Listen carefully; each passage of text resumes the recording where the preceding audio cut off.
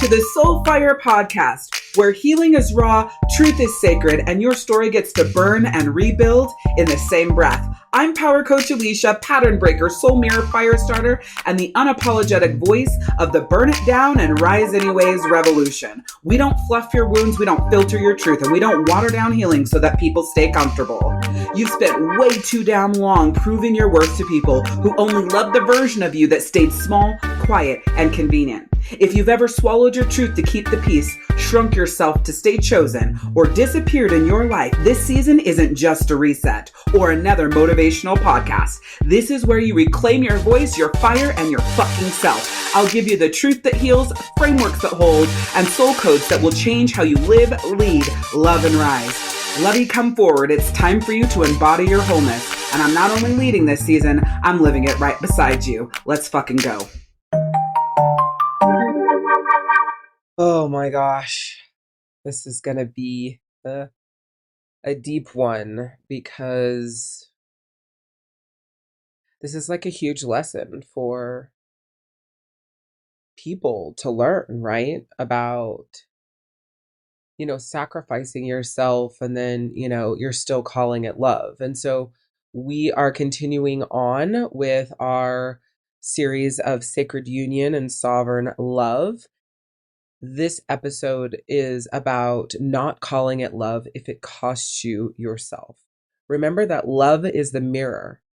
Reflect, reclaim, and rewrite.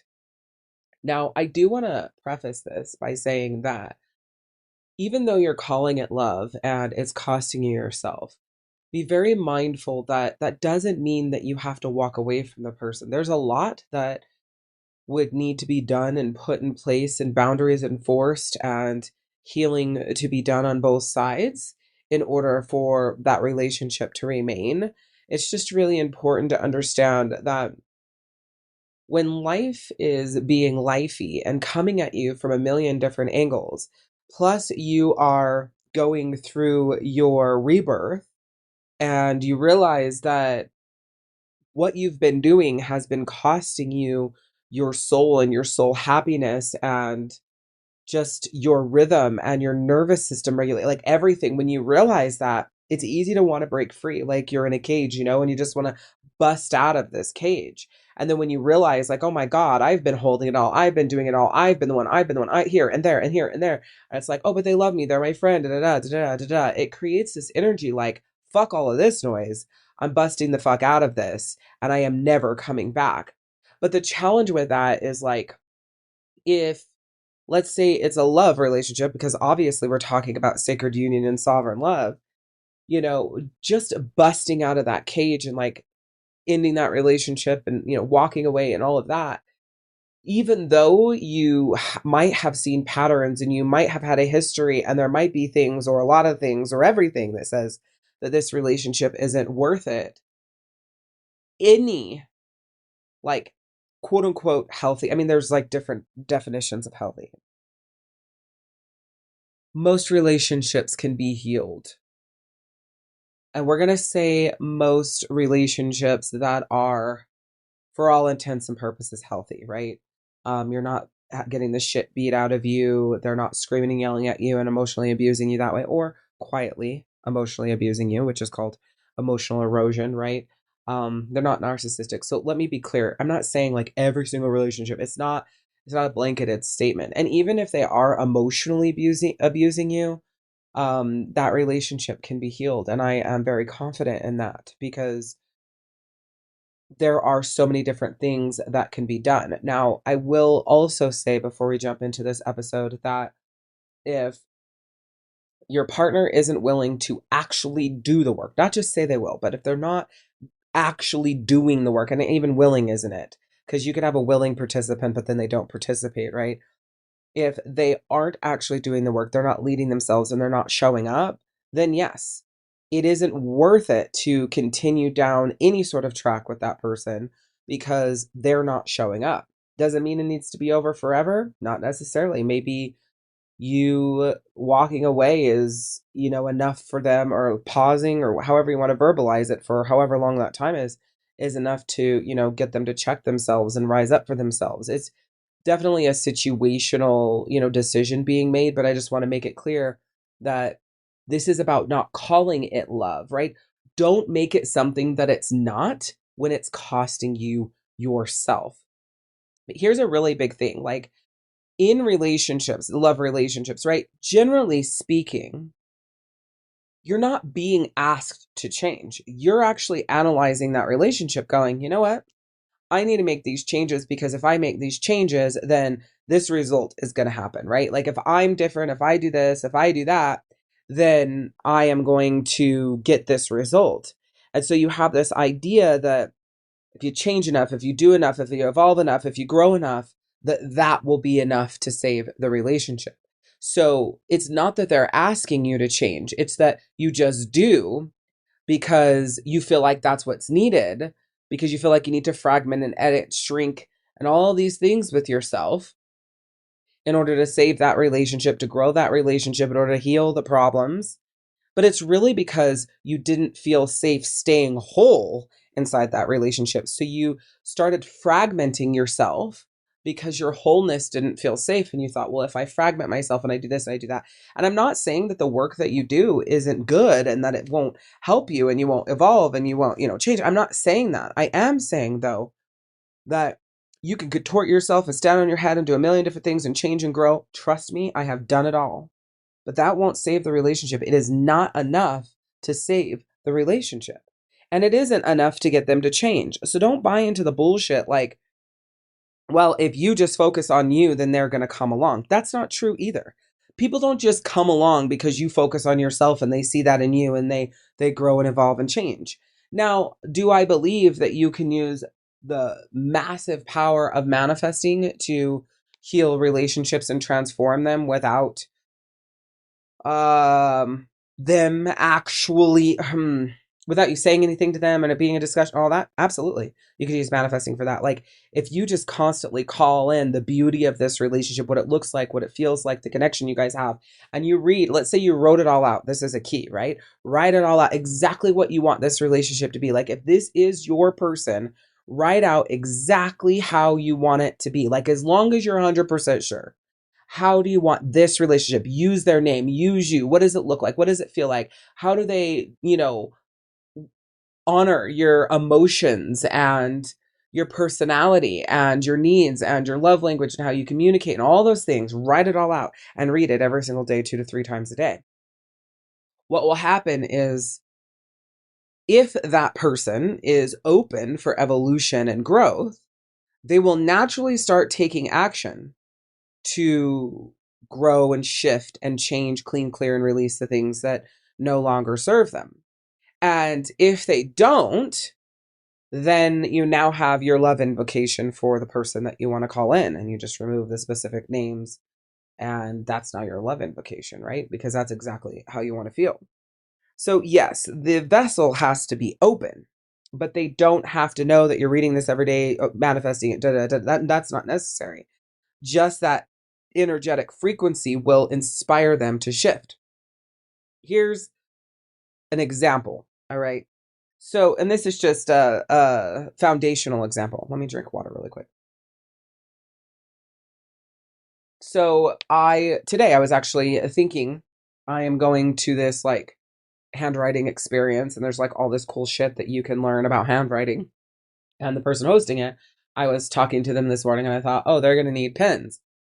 Well, I am working on like living in my femininity 80% of the time and having my masculinity show up when it's necessary and when it's needed. Okay. So as a with masculine energy, I would have said, hey, what are you doing for pens? And they would have been like, I don't know. There's probably some of the center, And then I would have been like, oh, well, I can bring you some pens. Actually, I'll bring you some pens just in case you need them.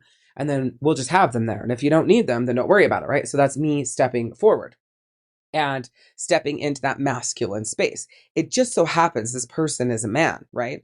So if I step into that space, it would trigger him, and not in like, oh, triggers, childhood, but I'm talking about his masculinity. It would trigger him to feel like I was pushing and stepping over. Now, I want to just take a second and plug a couple of things. One is The Queen's Code by Alison Armstrong, I believe it is.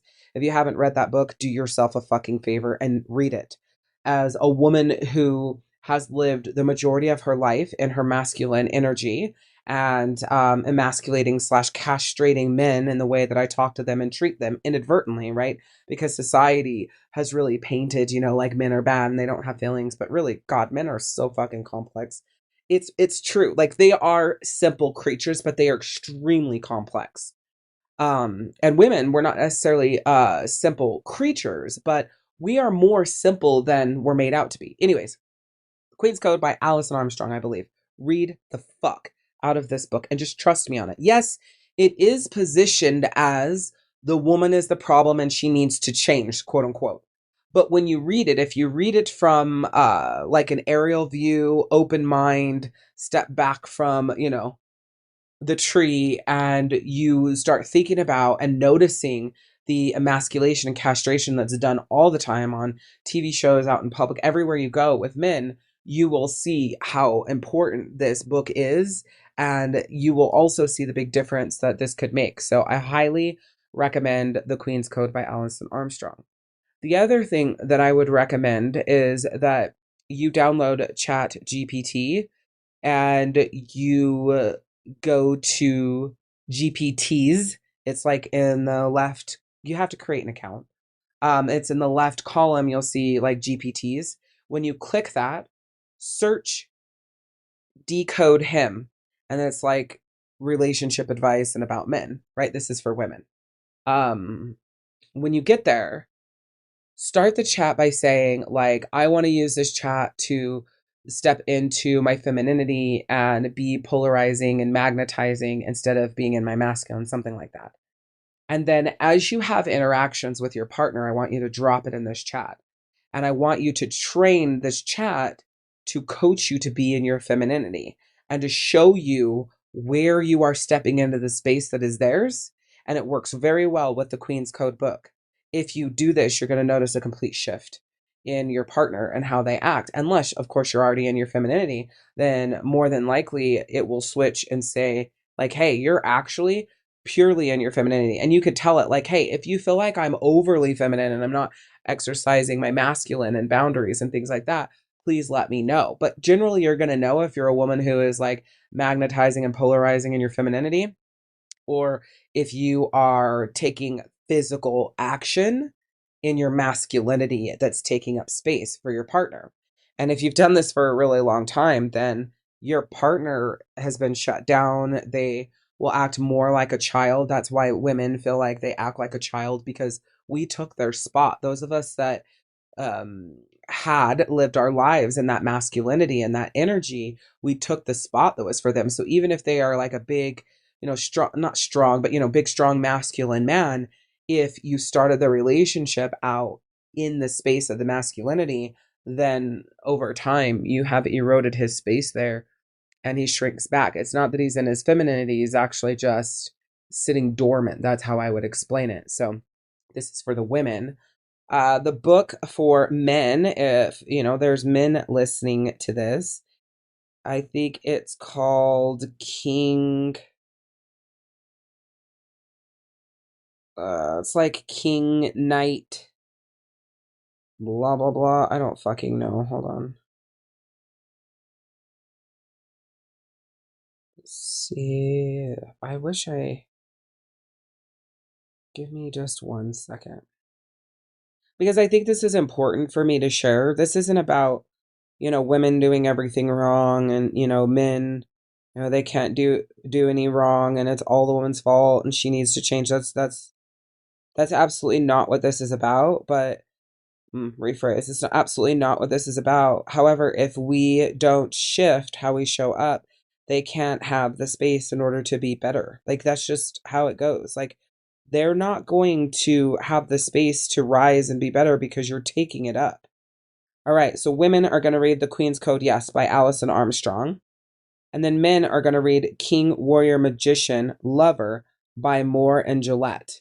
Okay, now the man's book does not teach you how to learn women it teaches you how to heal your wounds as a man and to really show up in the king. Because if you are in a specific archetype, it is affecting the other archetypes, right? And so this is really about helping men come into themselves and heal their wounds and, be a higher version of themselves wherever they go in their life, but in relationships.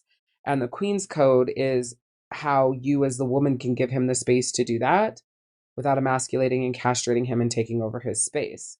All right. So I'm sure there might be another book that I add for men, but and maybe another one for women. But right now, these are the books that I have, and they'll be part of my Naked Truth program for couples. But I just wanted to give that to you.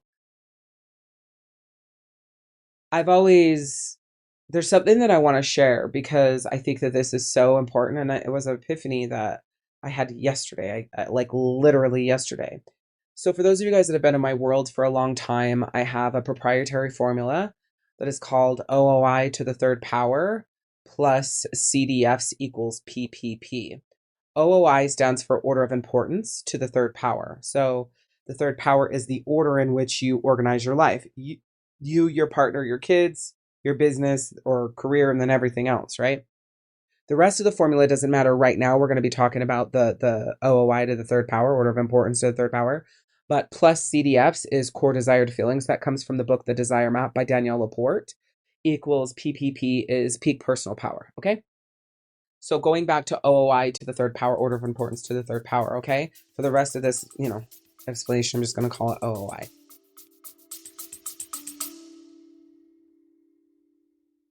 Listen, Queen, if this episode lights something up, don't just sit with it. Come rise with us. The Soulfire Podcast is your weekly reminder that healing isn't about fixing who you are. It's about remembering who the fuck you've always been. And if you're craving more than just words, if you want community, authentic power, momentum, and soul transformation, then I want you to come join us in the free star-guided soul healing community.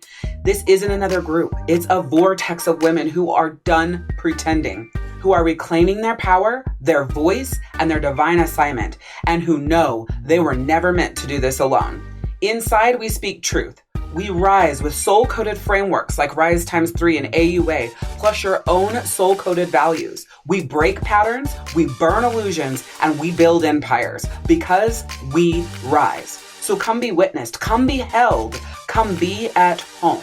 Check out the link in the show notes. And please remember to subscribe, share, and send this podcast to a queen who's ready to rise. Now, back to the fire.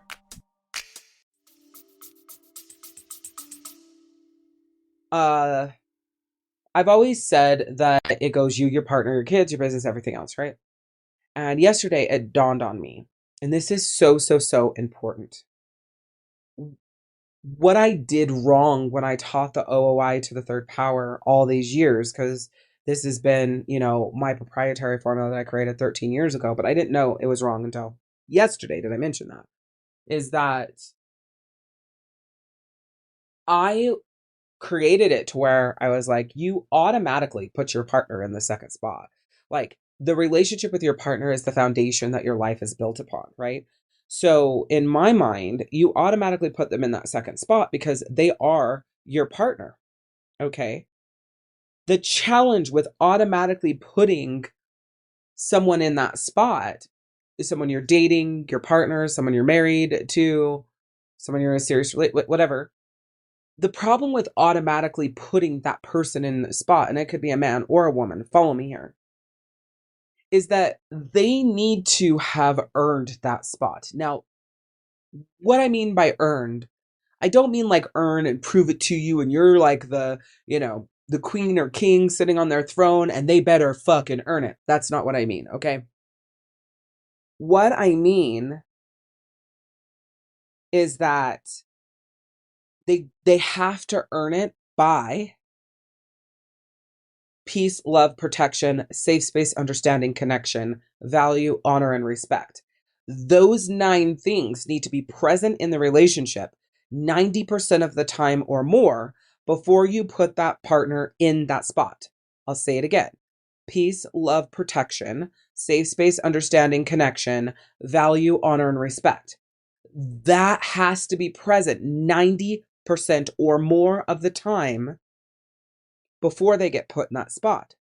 Because if you put a partner in that spot and they have these wounds and they're triggered, they're depressed, they have anxiety, and they will be emotionally eroding you when you have them in the most important spot of your life, because you're number one, right? You're in the number one spot. So when you look at this, the number one spot is you. So that's inside, right? So that's you from the inside. Number two ends up being your partner. That is where your whole life is centered around. People always talk about, oh, my whole life is centered around my kids. Well, you're wrong for doing that. I've talked about this for a lot of years. It's such a horrible fucking thing to do. And we're not going to talk about it on this episode because I've talked about it for 13 years straight. And, come to a workshop, a soul camp, whatever, an activation. I'm sure you'll hear it along the way. But it is absolutely the worst thing you can fucking do is center your children. Your number two spot's your partner. That's the person that should be centered. But what I realized yesterday is I've always just automatically put people there, whether or not they've earned it, whether or not our values align, whether or not we're vibrating on the same frequency, whether or not we have the same goals and intentions. And so the number two spot actually ends up being the container for your entire life. So it's the container of the relationship, but I'll verbalize it this way. It ends up being the container for your relationship and then the foundation for your entire life.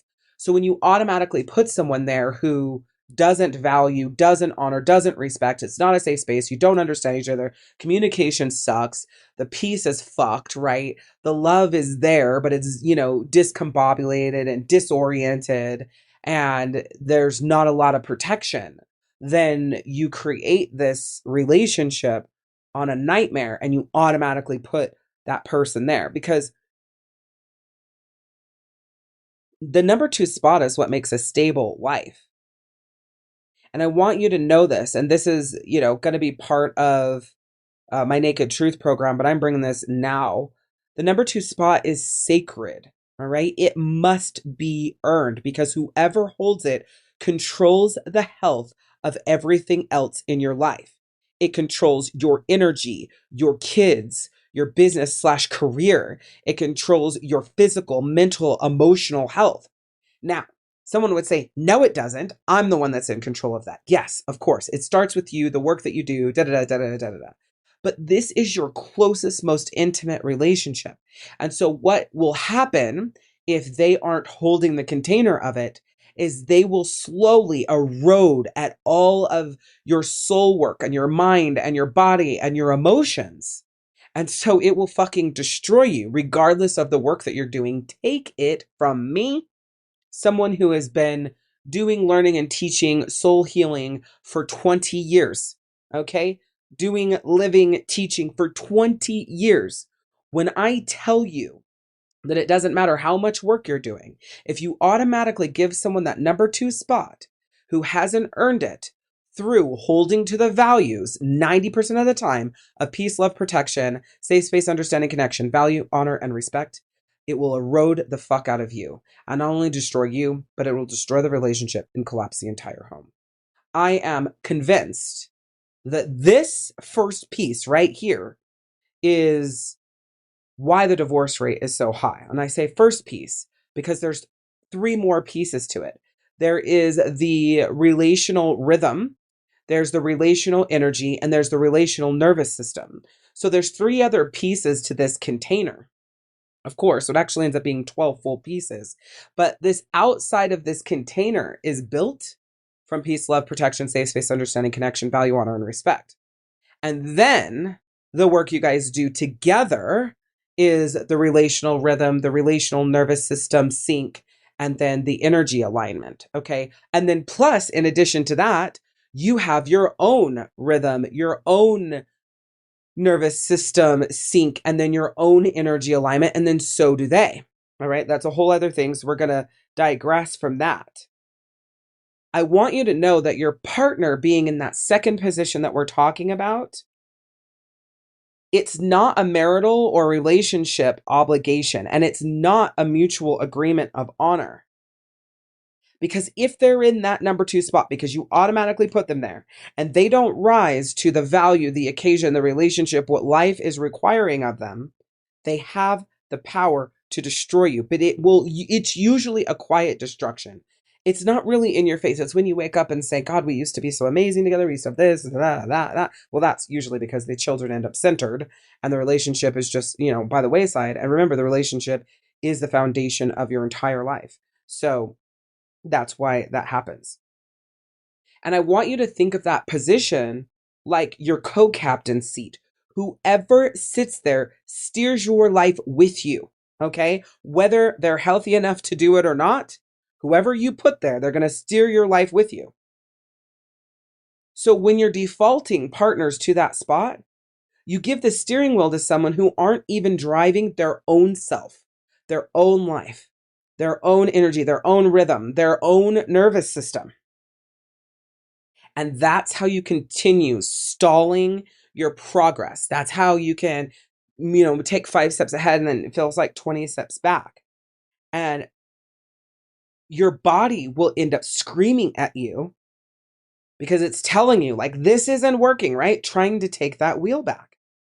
And this is really, really, really huge because like I said, I've been teaching this OOI concept for years, and this is it refined in its truest form. So like I said, I used to teach it, your partner who's automatically there because, that's the foundation, your kids, your business or career, and then everything else. But this evolved, updated version is you, obviously still number one, non-negotiable, your partner, only if they rise and hold the same values to protect the container 90+% of the time, because it's your job to do that too. Let me be clear. Your job is to rise and protect the container under those 9 values 90% of the time, and then work together for the relational rhythm, nervous system, and energy alignment. This is how you have a powerful relationship without destroying yourself. Because if you don't do it this way, you will put people in that spot who don't deserve it. Now, hopefully, you could learn this before you got married, because that would be a reason to not marry them if they are not building that container. See, we get married and we build these lives with people on a completely fucked up framework and foundation. So one thing that I want to give to you is like, you can't force your partner to do this, right? And I hope you share this episode with everybody, right? Because it's so powerful. It's so amazing. I already know that. I know that this is going to change everything, because when I had this epiphany yesterday, I realized that I was already attempting to, rephrase. I realized that the person / people in that spot needed to be removed. And then instead, what I needed to do was recenter my business as my number 2. Okay, because that's my financial foundation. That's where I get my significance. That is a big piece to me. Okay, so I needed to recenter my business as number 2, and then my kids, and then everything else. Why would I put my business before my kids? Well, I have a 16-year-old and a 19-year-old at the time that I'm recording this. They don't need to be my number 2. But honestly, even if my children were younger, I still would keep them number 3, because that business / career success can give us the ability to go and make the memories and the quality time and things like that, and also keeps my stress level down, right? But if I'm like highly fucking stressed, but I have all this time with my kids, all I'm doing is transferring that to them. And so what if the love that you're holding on to is actually being built on your absence, instead of actually being built on you being there and present and available? Like, you have edited and contorted and changed and done all this fucking shit for this relationship. And so it was built on your absence. But more than likely, when you first met this person, it wasn't built this way. It was built on your presence and you being there and all of that. Here's the deal. If it shrinks you, it's not soulful. Love doesn't require your disappearance. It requires your presence.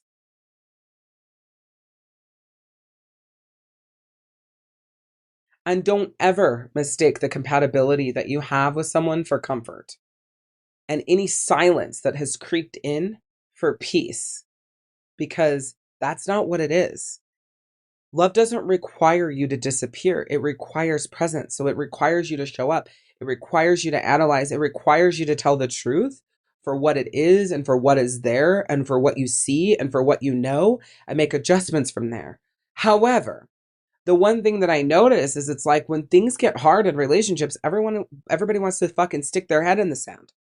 And they'll stick their head in the sand for years and years and years. And then they wonder why the fucking relationship sucks and it feels disconnected and it feels like, you're not happy with each other and you can't talk to each other, this, that. You don't stick your fucking head in the sand, right? It's so important that you're always telling yourself the truth. Even when it's hard, tell yourself the truth. Because the truth is what's going to lead you to what is best for you. But if you spend so many years lying to yourself, you are literally living well below your vibrational frequency.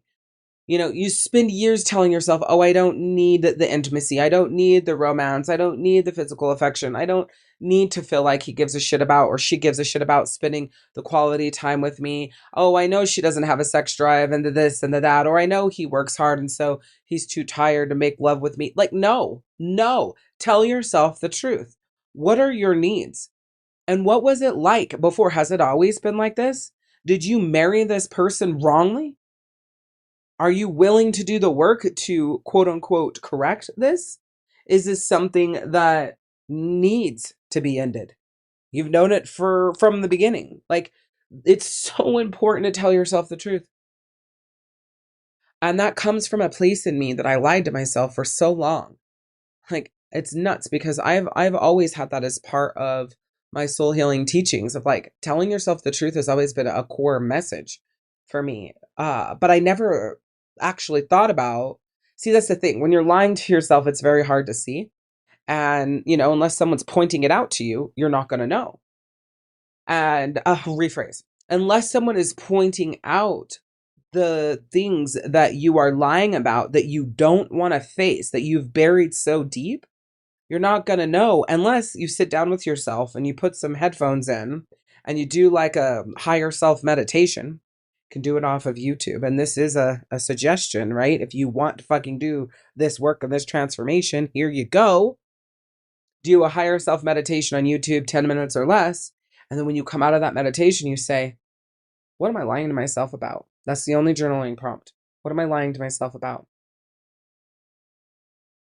For every single thing you write, ask yourself why 5 times. And I know this is an annoying exercise. Don't get me wrong. I fucking hate the why exercise, but do it anyways. What am I lying to myself about? And if you need to break it down into categories, do, but I want you to just see what pours out after you do the higher self meditation. Even if you're not a meditator, if you want to transform this, you're going to have to trust the process, right? So go in, what am I lying to myself about? And then rock it out, right? Go through and answer it. And like, let's say I'm lying to myself about the fact that my marriage is over and I'm doing everything I can to save it. Why? Because I don't want people to judge me. Why? Because then they're going to think badly of me and think that it's my fault and blame me. Why? Because for our entire relationship, I have been the outspoken one and the one that seems like they're the big bitch. But the truth is, behind closed doors, I have been emotionally eroded. Pause. This isn't to say that you don't have yours to hold in the relationship. This is just asking yourself why you're lying to yourself about this. Resume. I don't want to admit that I failed. Right? I believe that we could make this work. Whatever. So write these out because you can get really honest with yourself. And in the rhythm program, I'm going to walk you through like, okay, what the fuck do I do once I'm honest with what I'm lying to myself about? That's the steps in getting into rhythm, regulating your nervous system and coming into alignment through your energy. And so that's the work that we do in the rhythm program. Okay. Because that is going to make a world of difference for you in leading yourself forward. You first have to lay it all out and tell the truth, right? Oh, I treat my body like shit. Why? Why? Another truth maybe be like, I am fucking depressed. Why? Why? Right? This is just your baseline. Do this work. And then if you come to the soul activation session, which is a free session, if you want to make a love offering, that would be great. You can send me a Venmo at Alishia Willardson. But it is a free online event, and it's the soul rhythm activation session, not a masterclass, not a webinar. It's an activation. I need to make this clear. And this is to help activate you to get into your rhythm. I will do everything I can to remember to put that link in the description here. But it is on July 30th at 7 p.m. Eastern. There will be a limited time replay, but the most power from this activation is going to come from showing up live. So I highly, highly, highly recommend that you are live for the soul rhythm activation. But come to the soul rhythm activation, and that'll be your next step from this Y list. And from there, join the rhythm program. I don't remember what the date is off the top of my head, but our first session for rhythm I believe it's the second week of August is when the first session will be, and it's going to be bomb. I've priced the program. It's a 6-week program. At the time that I'm recording this, obviously it might evolve and transform, whatever. But it's a 6-week program, and I've priced it to be as affordable as I possibly can from my time, energy, and attention that I put into this. So, anyways, the Soul Rhythm Activation session is free. Like I said, if you want to make a love offering, you can Venmo at Alishia Willardson, but the link will be in the show notes for you to join this activation. I highly recommend you do this the tell yourself the truth list with the 5 whys for each before you come to this session.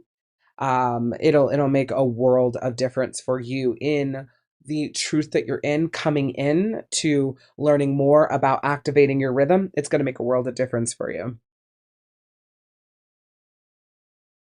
Because here's the powerful thing. Learning how to love without abandoning yourself is what this is all about. It's like, that's what the point is. That's why rhythm was actually built. Yes, this month we're talking all about sacred unity and sovereign love. However, and so it's the love relationships, the intimate relationships, the romantic relationships.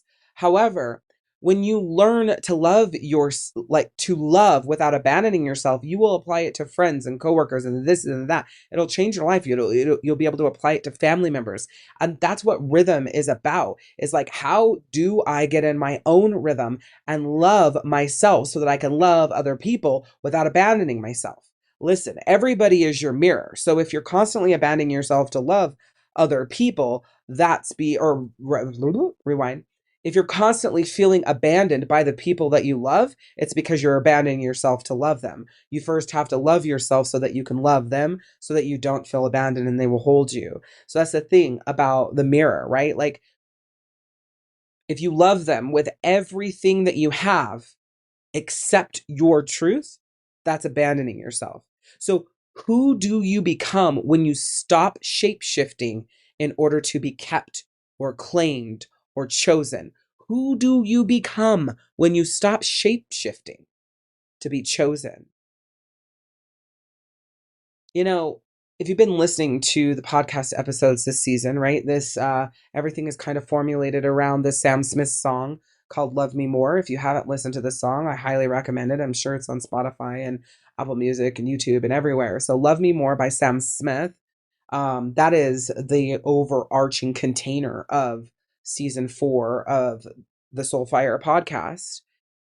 And since March 25th, 2025, that was the start of my Phoenix moment. Phoenix is my spirit animal. However, I was born as like a fucking Phoenix in energy. Like, I burned down to ashes and I'm rebirthed a lot. I already have been, like, so many times in my life, so many more times than most people, honestly. You might hear my brace in the background coming off on my knee, but it's getting on my nerves. So if you hear weird noises, that's what that is. Anyways, I have burned down like a lot. I don't even know, like further than ashes, like wider than the widest ash, right? I've burnt all the way down and built back up and burned down. In 4 months, I'd say I've probably had 10, 15 Phoenix moments. You're lucky if you have 15 Phoenix moments in your whole life, or maybe one a year or something like that, I guess I would say, as you get older, whatever. But like, that's part of my path here, right? Are these Phoenix moments, because I'm here to be a teacher and a healer, and my purpose as a teacher and healer is to have these experiences in order to help you. Like, that's just what it is. I'll have Phoenix moments for the rest of my life. Hopefully not like 10 or 15 in a fucking 4-month period, but you don't really get to control that. That's just, the path and the journey that I'm on. So I have done this so much that I'm realizing that it doesn't, like, when I meet people, whether it's, somebody that I'm dating or a new friend, like, my love is so loud and beautiful, and it'll wrap you up and it'll carry you and it'll make you feel warm and fuzzy, and like you feel so seen, heard, and understood. My love is so fucking beautiful. And I've just been running around in my life just giving that level of love to any brand new person. Like, it didn't matter. Like, here's all of it. Here's all of it. Here's all of it. All because I wanted to feel that, right? And because I showed up like that and was just pouring that love into people and containers that couldn't hold it, my needs were silent and hardly ever met. And again, it destroyed me. And that's why I asked you, like, who do you become when you stop shape-shifting to be chosen? It's such a powerful fucking question.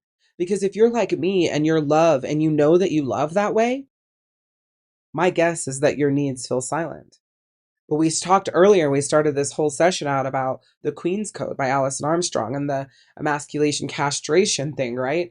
And not being in your femininity and standing in that masculinity, and, just those different things in there, that when your love is so loud and it's so beautiful and it's so big, it's really easy for people to get used to you showing up like that. I mean, if she's giving all of this, he's giving all of this, I don't really have to do much.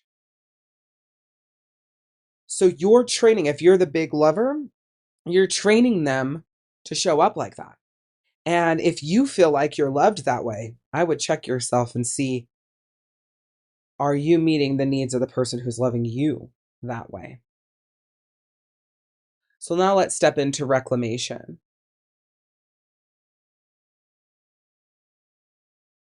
It's time for you to no longer flow around your feelings, in them, through them, with them. I now flow in, with, and through my feelings. I love myself back into my life, my relationships, and the conversations. I stay inside my truth, even when it shakes, scary, hard, uncomfortable. I name my needs with clarity, and I never fucking apologize for them. I rise in sovereignty. I rise in stillness. I rise in sound. I reset love to match my sacred rhythm.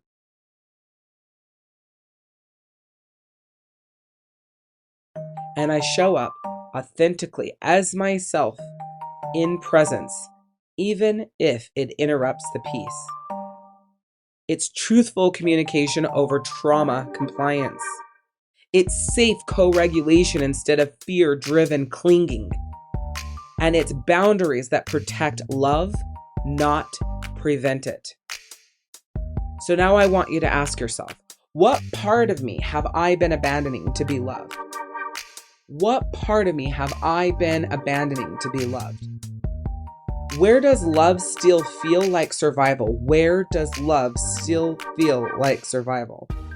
And what would it feel like to stay in my power, in my full authenticity? What would it feel like to stay in my power, in my full authenticity? What part of me have I been abandoning to be loved? Where does love still feel like survival? And what would it feel like to stay in my power and authenticity? And declare this: I am no longer disappearing to feel chosen. I stay whole or I walk away. Embody this.